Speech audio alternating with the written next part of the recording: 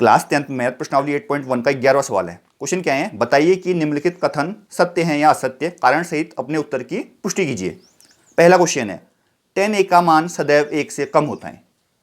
ठीक है, देखो अभी हम क्या ट्रिग्नोमेट्री की टेबल पढ़ेंगे। ठीक है, तो आप समझेंगे कि tan का मान क्या होता है, सदैव 1 से कम नहीं होता है। क्यों नहीं होता tan का मान सदैव 1 से कम, मैं बता देता हूं आपको। जब आप tan की टेबल देखते हो तो क्या होता है, tan क्या होता है, पहले साइन और कॉस का रेशियो होता है। ठीक है, तो tan 0 की वैल्यू 0 होती है। ठीक है, मैं तुमको ऐसे समझा देता हूं, बहुत सारे मेथड है इसके। tan 0 की वैल्यू क्या होती है, 0। फिर साइन और कॉस का रेशियो होता है ना। अब 0 के बाद आता है tan 30 की वैल्यू, जो कि 1/√3 होती है। क्लियर है।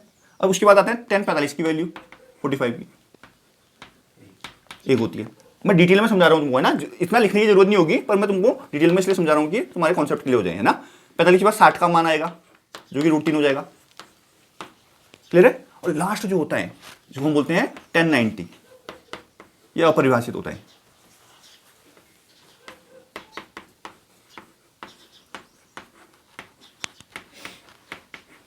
अपरिभाषित मतलब नॉट फाइंड, डिफाइंड ही नहीं है। ठीक है, क्यों नहीं है, मतलब ऐसी कुछ वैल्यू आ चुकी हैं, इस टाइप की वैल्यू आती है। देखो 1/0 आता है, और बताओ 0 से भाग दो 1 में, 0 के बारे में 1 कब आता है, तो नॉन डिफाइंड इसलिए वजह से हो रहा है। ठीक है, अब देखो समझो इस बात को। इसने बोला है tan a का मान सदैव 1 से कम होता है, 1 से छोटा होता है। बोला 1 से छोटा है, बिल्कुल है। 1 से छोटा है, बिल्कुल है। देखो मैं क्यों है, मतलब ये बच्चों को समझ नहीं आता है 1 से छोटा है, इसलिए है कि √3 का मान 1.7 के अराउंड होता है। 1.7 एक क्या है, छोटा है। हर में अगर बड़ा हो तो छोटा आता है। देखो हर में देखो 1/1.5 है मान लेते हैं, मैं तो 1.7 बोल रहा हूं। ठीक है, तो क्या भाग दोगे तो क्या आएगा, 1 से छोटा आएगा, नहीं आएगा। तो मैं बोल रहा हूँ √3 का मान 1.7 के अराउंड होते हैं, तो भाग दो तो 1 से छोटा आएगा, नहीं आएगा। तो 1 से छोटा आ रहा है, यहां तक सही है, ये भी सही है, ये भी सही है। 1 से छोटा होता है, ये तो 1 हो गया है, तो यहां तो फॉल्स हो गया ना। 1 से छोटा, 1 के बराबर थोड़ा बोला, 1 से छोटा बोला है क्या, 1 से छोटा होता है, नहीं होता है। √3 बोल दिया, √3 का मान 1.7 बोला मैंने अभी, 1 से बड़ा हो गया। अनडिफाइंड तो अनडिफाइंड है, तो 1 से बड़ा हो रहा ही नहीं हो रहा, तो इसलिए लॉजिक समझ में आ गया। पहला क्वेश्चन क्लियर है, फॉल्स हो गया, असत्य हो गया। क्लियर है, क्या बोलोगे, तो क्योंकि जो tan a का मान है वो 45 से छोटे में तो आता है 1 से कम, पर 45 से जैसे आगे जा रहे हैं तो बढ़ रहा है मान, बढ़ा नहीं बढ़ा। क्लियर है। दूसरा मैं देखो कोण a के लिए तो मैं लिख दे रहा हूं, इसको असत्य लिख दे रहा हूं ना, असत्य मतलब फॉल्स है। कोण a के किस मान के लिए, sec a 12, sec a बराबर 12/5। क्लियर। अब देखिए इसके लिए थोड़ा सा ट्रायंगल बना देता हूं मैं, तभी समझ में आएगा तुमको ये ज्यादा। तो ये मान लो 90 डिग्री है। ए की बात करें तो ए यहां पर मान लो, बी और सी कहीं पे भी मान लो, बी यहां मान लो, सी मान लो। ठीक है, अब देखो लाला आम लाया खाते खाते आए भी लिख दीजिए। Sine cos tan cosec sec, कर्ण बट्टे आधार, कर्ण बट्टे हाइपोटेन्यूज अपॉन बेस। ठीक है, तो कर्ण है 12 और ए के लिए आधार 5। तो क्वेश्चन क्या बोल रहे हैं, कोण ए के किसी मान के लिए sec के बराबर 12/5। ठीक है, किसी मान के लिए बोल रहा है इसने, तो कर्ण 12 हो सकता है क्या, नहीं हो सकता, और आधार 5, मतलब कर्ण बड़ा हो सकता है आधार से, बिल्कुल हो सकता है। कर्ण सबसे बड़ा होता है तो सत्य होगा, है ना।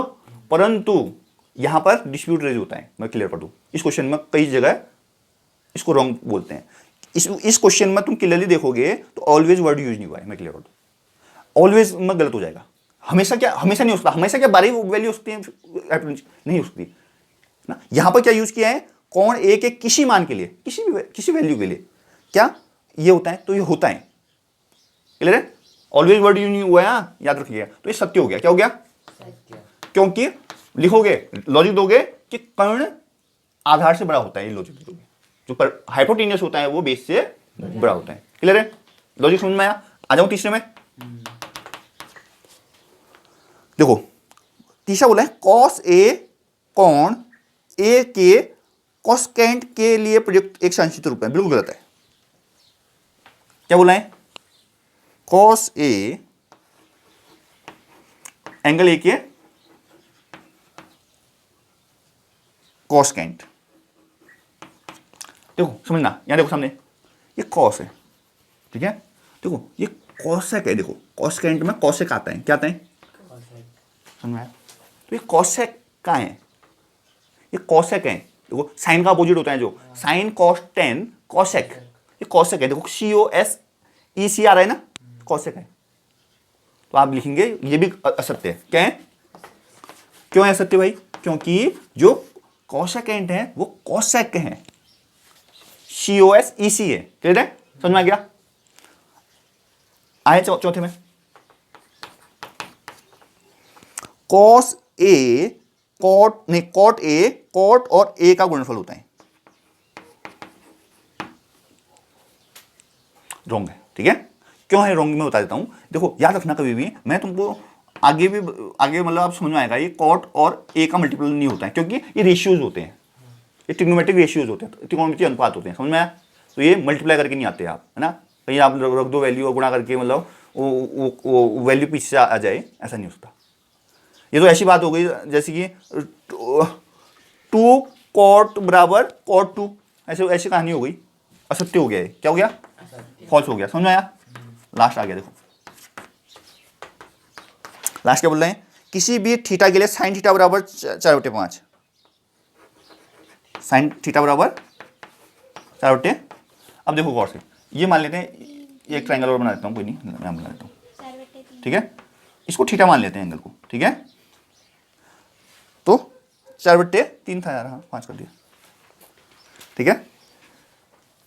4/3, ठीक है। तो देखो लाला अमलाया खाते खाते आए से साइन थीटा क्या होगा? 4/3, ठीक है। तो लंब होगा 4, कर्ण होगा 3। देखो यार क्या अजीब लग रहा है कुछ। हाइपोटेनियस क्या छोटा हो सकता है कभी भी परपेंडिकुलर से? समझ में आ गया? फॉल्स हो गया। अभी ट्रू हो गया था मेरा ना, 5 लिख दिया था मैंने बाय मिस्टेकली, ठीक है। तो क्या होगा? लिखोगे किसी भी समकोण त्रिभुज में कर्ण सबसे बड़ी भुजा होती है, हाइपोटेनियस सबसे लॉन्गेस्ट साइड होती है, ठीक है। तो लॉन्गेस्ट कहाँ हो रही है? गलत लिख रखा है इन्होंने, इसलिए आप क्या बोले? समझ में आया? कोई दिक्कत तो नहीं, किसी को बताऊं? समझ में आया ना?